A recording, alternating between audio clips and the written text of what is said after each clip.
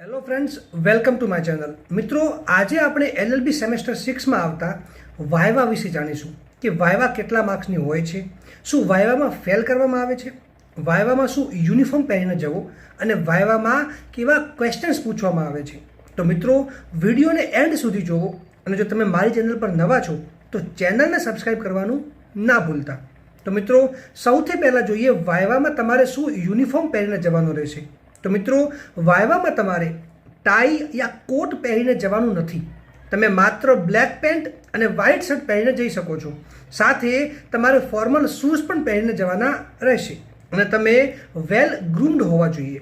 Friends, viva total 40 માર્ક્સની રહે છે, જે તમારી યુનિવર્સિટી એક્ઝામ પછી લેવામાં આવે છે. હવે મિત્રો, આપણે જોઈએ કે વાયવામાં કેવા ટાઈપના ક્વેશ્ચન્સ પૂછવામાં આવે છે. હવે મિત્રો, વાયવા માટેનો કોઈ ફિક્સ સિલેબસ નથી, પણ મોટા ભાગના પ્રોફેસર્સ વાયવામાં જેવા ક્વેશ્ચન્સ પૂછતા હોય છે, જે આજે હું તમને એમાંથી અમુક સેમ્પલ ક્વેશ્ચન્સ જણાવવાનો છું. એટલે એવું નહીં હોય કે બધા જ ક્વેશ્ચન્સ આમાંથી જ પૂછાશે, પણ આ ક્વેશ્ચન્સ તમને જરૂરથી ઉપયોગી સાબિત થશે. મિત્રો, વાયવામાં તમને મોટે ભાગે તમે જે LLBમાં જે સ્ટડી કર્યું હશે એના જ ક્વેશ્ચન્સ આવશે અને એની બહારના કોઈ પણ ક્વેશ્ચન્સ નહીં આવે. પણ ઘણી વખત વાયવામાં અજીબો ગરીબ સવાલ પણ પૂછવામાં આવે છે. તો મિત્રો, તમારે આવા સવાલો માટે પણ રેડી રહેવું પડશે.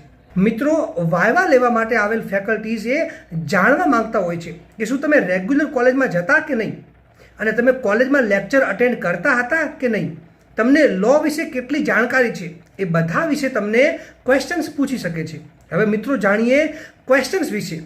તો ક્વેશ્ચન 1, વકીલાતના 7 ઉદ્દીપકો જણાવો, એટલે કે સ્ટેટ 7 લેમ્પ્સ ઓફ એડવોકેસી. ક્વેશ્ચન 2, ગુજરાતના મુખ્ય ન્યાયાધીશ યા ઇન્ડિયાના મુખ્ય ન્યાયાધીશ કોણ છે, એટલે કે who is the chief justice of Gujarat high court યા who is the chief justice of India. Question 3, LLBનું ફૂલ ફોર્મ જણાવો, એટલે કે what is the full form of LLB. Question 4, તમારા કોલેજના પ્રિન્સિપલનું નામ જણાવો, who is the principal of your college. યા પછી તમને તમારા કોઈ પ્રોફેસરનું નામ પણ પૂછી શકે છે કે આ સબ્જેક્ટ તમને કયા પ્રોફેસર દ્વારા ભણાવવામાં આવતો હતો. ક્વેશ્ચન 5, BNS, BNSS અને BSAનું ફૂલ ફોર્મ જણાવો અને કઈ તારીખથી આ કાયદાઓ અમલમાં આવ્યા.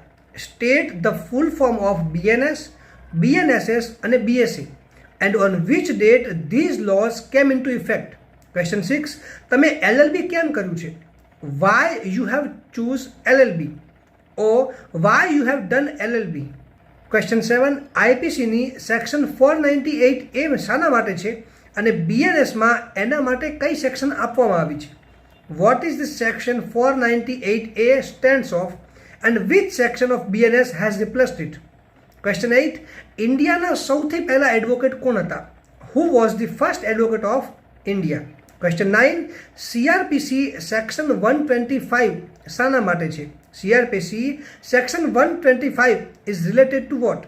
ક્વેશ્ચન 10, કોગ્નિઝેબલ અને નોન કોગ્નિઝેબલ ગુનાઓ શું છે, what is cognizable and non cognizable offences.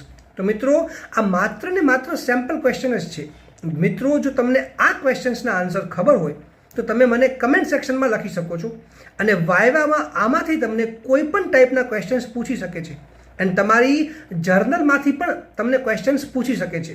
જે જર્નલ તમે થોડા સમય પહેલાં તમારી કોલેજમાં જમા કરાવી હશે એમાંથી પણ તમને થોડા ઘણા ક્વેશ્ચન્સ આવી શકે છે. હવે મિત્રો, તમારી વાયવા જે છે એ 30 કે 40 મિનિટ નથી ચાલવાની, પણ માત્ર ને માત્ર 5 થી 7 મિનિટ જ ચાલવાની છે. અને તે સમયમાં તમને 4 થી 5 ક્વેશ્ચન જ પૂછવામાં આવશે, એનાથી વધારે પૂછવામાં નહીં આવે, જેથી તમારે વધારે ચિંતા કરવાની જરૂર નથી અને તમારે વાયવા રૂમમાં કોન્ફિડન્સથી જ જવાનું છે અને બધા જ આન્સર એકદમ કોન્ફિડન્સથી આપવાના રહેશે. હવે મિત્રો, જો તમને કોઈ ક્વેશ્ચનનો આન્સર ના આવડતો હોય તો તમારે ડાયરેક્ટ એમ નથી કહેવાનું કે મને નથી આવડતું, બટ એની જગ્યાએ તમારે એવું કહેવાનું રહેશે કે આ ક્વેશ્ચન્સ હમણાં મેં નથી વાંચ્યો, પણ આ ક્વેશ્ચન્સ હું જરૂરથી વાંચીશ. યા પછી આ ક્વેશ્ચનનો આન્સર મેં વાંચ્યો હતો પણ અત્યારે મને યાદ નથી આવી રહ્યો. હવે મિત્રો, વાયવા એક્ઝામમાં મેં હજુ સુધી નથી સાંભળ્યું કે કોઈને ફેલ કર્યા હોય, એટલે તમારે આ માટે વધારે ડરવાની જરૂર નથી. પણ એવું નથી કે તમે સાવ તૈયારી કર્યા વગર જશો તો પણ પાસ થઈ જશો, એટલે તૈયારી વગર ના જતા. મિત્રો, જો તમને હજુ પણ કોઈ બીજો ક્વેશ્ચન હોય તો તમે મને કમેન્ટ સેક્શનમાં પૂછી શકો છો. અને આ વિડીયોને લાઈક કરો, વધારેમાં વધારે શેર કરો અને મારી ચેનલને સબસ્ક્રાઈબ કરવાનું ના ભૂલતા.